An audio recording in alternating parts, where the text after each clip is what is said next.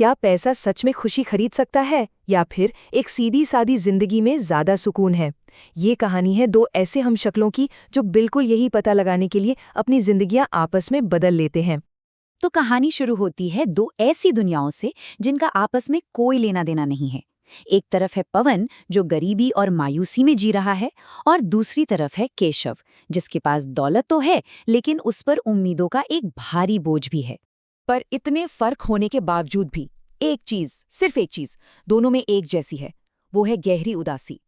और यही एक जैसा दर्द एक ऐसी अदला बदली को जन्म देने वाला है जो उनकी दुनिया को हमेशा के लिए बदल देगी। तो आखिर वो क्या वजहें थीं जिन्होंने इन दोनों को इतना अलग इंसान बना दिया? चलिए समझते हैं कि उनके माहौल ने उनकी सोच को कैसे शक्ल दी। पवन की दुनिया में उसके पिता राम सिंह की कड़वी बातें घुली हुई हैं। और देखिए, किस्मत का खेल ये है कि उसके पिता उसी आलीशान हवेली में एक नौकर हैं जिसमें रहने के सपने पवन देखा करता है। और फिर दूसरी तरफ है केशव जो अपने अमीर पिता मनोहर की उम्मीदों के बोझ तले दबा हुआ है।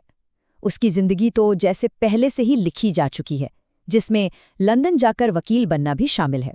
पर यह सपना उसका अपना नहीं है, ये उसके पिता का है। तो होता ये है कि जब ये दो निराश लोग एक दिन नदी किनारे टकराते हैं तो एक ऐसा आइडिया सामने आता है जो सुनने में तो पागलपन लगता है, पर शायद यही उन दोनों के लिए आज़ादी का एकमात्र रास्ता है।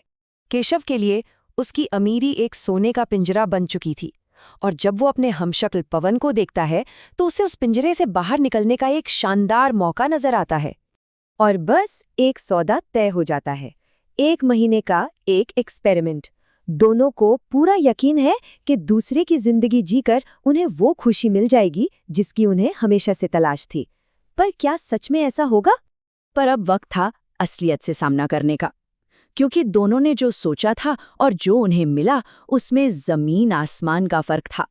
पवन को दौलत तो मिली पर प्यार नहीं।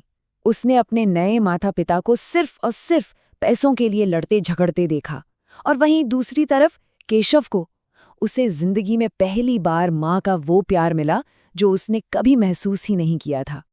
और यहीं पर कहानी की सबसे बड़ी विडंबना सामने आती है। पवन, जिसे हमेशा से अमीरी चाहिए थी, उसे अब ये ऐशो आराम एकदम खोखला लग रहा था। और केशव, जिसने कभी मेहनत का एक तिनका नहीं उठाया था, उसे अपनी पहली कमाई में जिंदगी का असली मकसद और गर्व महसूस हो रहा था। लेकिन ये अदला बदली का खेल अब एक बहुत ही खतरनाक मोड़ लेने वाला था। एक ऐसा संकट सामने आने वाला था जो उनके सारे सपनों और सारे भ्रम को तोड़ कर रख देगा। और फिर कहानी में एक तूफान आता है। अचानक राम सिंह की तबीयत बिगड़ जाती है, दिल का दौरा पड़ता है। अब लड़कों के सामने एक ऐसी चुनौती थी जहां सिर्फ पैसा ही किसी की जान बचा सकता था।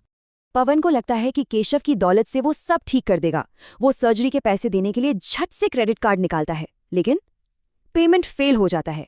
सारे कार्ड्स डिक्लाइन। जब पवन हताश होकर केशव के असली पिता को फोन मिलाता है तो वहां से मदद की जगह मिलती है डांट। पता चलता है कि पवन की फिजूल खर्ची की वजह से ही उन्होंने कार्ड्स बंद करवा दिए थे। अब जिंदगी और मौत के बीच वो दोनों पूरी तरह बेबस खड़े थे। और ठीक इसी बेबसी के पल में, जब लग रहा था कि अब सब खत्म हो गया, अस्पताल की एक नर्स की नज़र उन पर पड़ती है। वो उन्हें पहचान लेती है और एक ऐसा राज खोलने वाली है जो उनकी पूरी जिंदगी की सच्चाई को बदल कर रख देगा। और फिर वो जो कहानी बताती है वो सबके होश उड़ा देती है। वो खुलासा करती है कि 20 साल पहले राम सिंह ने जलन और नफरत में आकर मनोहर के जुड़वा बेटों में से एक को चुरा लिया था, और दुनिया को ये बताया गया कि एक बच्चे की पैदाइश के वक्त ही मौत हो गई थी। मतलब साफ था, पवन और केशव सिर्फ हमशक्ल नहीं बल्कि सगे बिछड़े हुए जुड़वा भाई हैं। अब ये कहानी अमीर और गरीब की नहीं बल्कि एक टूटे हुए परिवार की बन चुकी थी। अब जब ये सच सामने आ गया तो एक नया और सबसे बड़ा सवाल खड़ा हो गया कि असली परिवार कौन है? वो जिसने जन्म दिया या फिर वो जिसने पाल पोस कर बड़ा किया? और यहीं कहानी का सबसे भावुक पल आता है, जब दो माँओं का आमना सामना होता है।